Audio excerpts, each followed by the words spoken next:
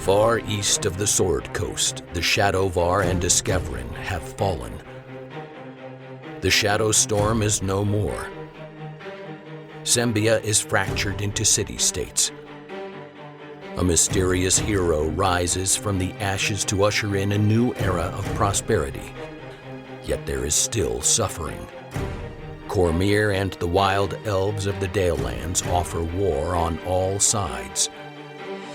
Earth motes, madness, and shadow dragons plague the lands. These are the tales of the heroes who ended that suffering.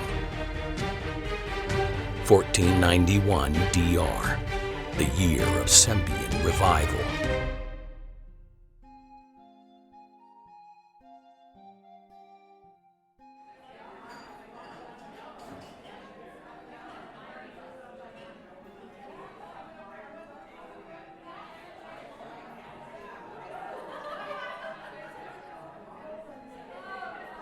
I really didn't think we would make it to Archenbridge before the Helms found us. We've been on the road for 6 days after the Corinthal estate. They would have had time to catch us, if they wanted to.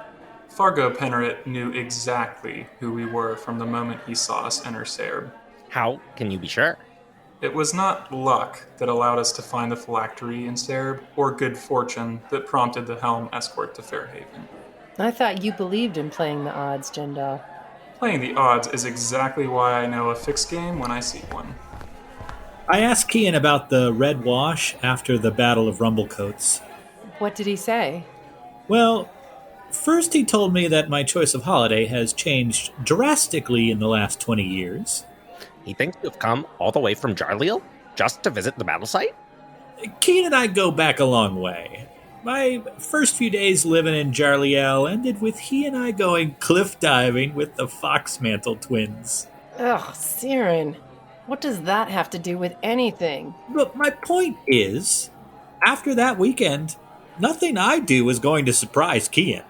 Did you lose track of him after that? We were both so young. He came here to Archenbridge to make his fortune, and eventually took over here as proprietor of the Drunken Lion.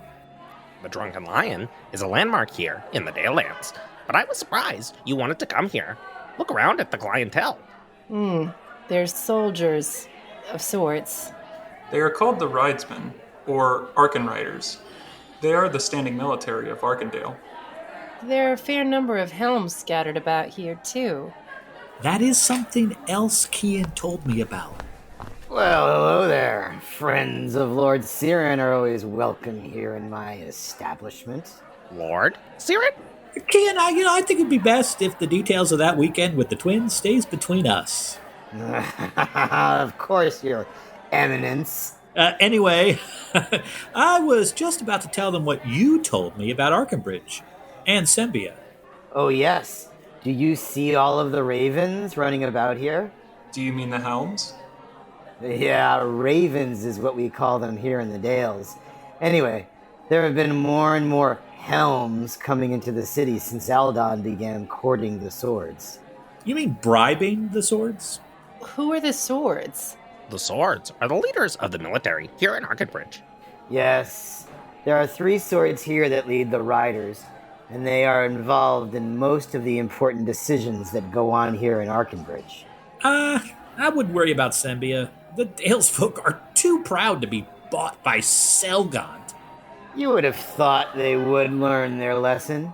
This isn't the first time that the economic power to the south has tried to sway the loyalties of Archenbridge, but now the wealth of Aldond is quite persuasive. That's actually why we are here. I heard. You want to know more about Ramblecoats? Not just Ramblecoats, but we are also here to learn more about the time the Helms occupied the lower city after the battle. Aye, I remember. Those were some gruesome times. We all went down to the ford and helped pull bodies out of the River Arken.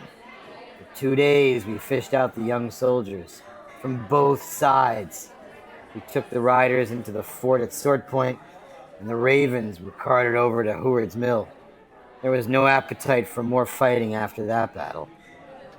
I know these memories must be difficult for you, Kien, but do you know anyone who might have been involved with the Helm's funerary rites? Those were handled mostly by the Helms themselves. Dale's folks did our best to handle the bodies of the ridesmen. Think, Kien. Did any of those Helms stay here in Archenbridge after the battle? Sure, a few. Do you know where we could find them? Ciran, why are you so interested in the Battle of Rumblecoats? This isn't a holiday for you, is it? Kien, it's always business. Unless, it seems, you are cliff diving? Well, there is a crazy old Helm that lives uptown, up past Marketfield. He has a small little townhouse on the hill. Do you have his name? Sure, it's Rion, if I remember it right. Thank you, Kien. We appreciate this information quite a lot. Of course. Now, if I could offer you some advice, if you plan on going up north to Ramblecoats, I would recommend disguising yourself, lass. Shadowvar are even less welcomed in the Dales than they are in Sembian. Thank you. I'll keep that in mind. Thank you, friend. If we are able, we will stop by again on our way back south. Goodbye, your lordship. After all these years, it's nice to see that one of us is still out having an adventure.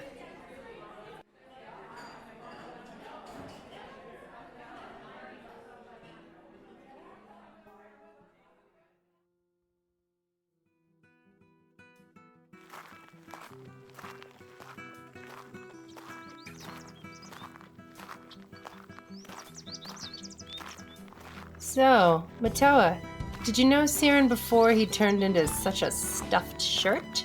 Hey, come on. Ciran and I have known each other even before his cliff jumping days. You both are from Westgate, right? That's right. We grew up in a rough neighborhood that was controlled by the Night Masks. I wouldn't have changed anything about Westgate. No, it is certainly what molded us. Ciran, you developed your shrewd business mind. And you developed an aversion for the criminal underground. Enter Matoa the Harper. I cannot argue with that. We are very much products of Westgate. You mean byproducts of Westgate? We are here. You think maybe Rion could use a gardener? Yes, the Verge needs some attention. This yard needs more than that. It needs a paladin turning. I'll knock. Sonia, maybe it would be best if someone else knocked. Oh, yes, that's right. Good idea. I'll do it. Yes? Who is it? Don't answer it. Quiet. I'm going to answer it. Hello, my good man. Are you by chance the former Helm named Rion? Well, it's a good thing we didn't have Sonia knock on the door. Maybe we don't immediately lead in with his helm past? He is probably afraid that one day the Helms will come looking for him for deserting. Especially now that the Helms are showing up more around town. Excuse me, Mr. Rion. I didn't mean to frighten you. We aren't Helms here to take you back to the capital. Much better, monk. Rion, we have reason to believe that something happened to Aldond Talendar when he was here in the Dales. We can assure you we are no agents of Selgant. You have nothing to fear from us. They wouldn't have called him Aldond if they were Helms. Shh! I know them. Be quiet, or else they will think we are crazy. Mr. Rion, thank you for hearing us out.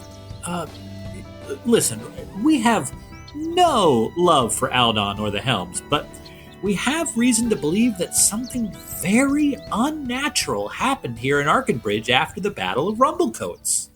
Yes, it surely did. Tell them about the sword. Quiet! I know that. No one else heard it that day, but I did. They all said I was crazy, but I know what I heard. And what I saw.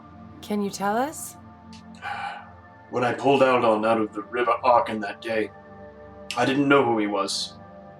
He had the Talendar crest on his armor, of course, so I knew he was an officer. Please go on. He was probably the 10th Helm body I pulled out of the river that day. The rest of the bodies were stiff and bloated from being in the water. His body was different. What do you mean? His limbs were soft to the touch, flexible. He had no observable wounds. Looking at him there on the grass, he looked as if he was sleeping. Did you say you heard whispering? I'll never forget what I heard that day. I was wheeling him down to the mill. That's where we burned the bodies. And I noticed the sword he was holding for the first time. He was grasping it so tightly that I would have to break his fingers to pry it loose. And that is when I heard it. What did it say? It was a female voice. She said, "With this blade, I thee raise, to follow the darkness for all your days." What did you do? I stopped pushing the cart. It was everything I could do not to run away as fast as I could. But I was compelled to stay. That's the only word that feels right. I couldn't take my eyes off of the blade. I wanted to touch it.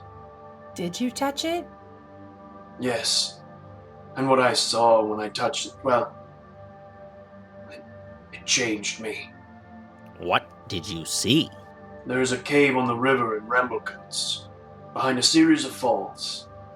I could see clearly the red-stained hills, a bank of purple flowers along the river's edge, and farther upstream, the cave. What else do you remember about the cave? Don't tell them anything else. I can't. Tell them goodbye. I really can't think about that day any longer. But whatever you do, don't go to the cave. Please. She is there. Goodbye. Jendal, you have such a way with people.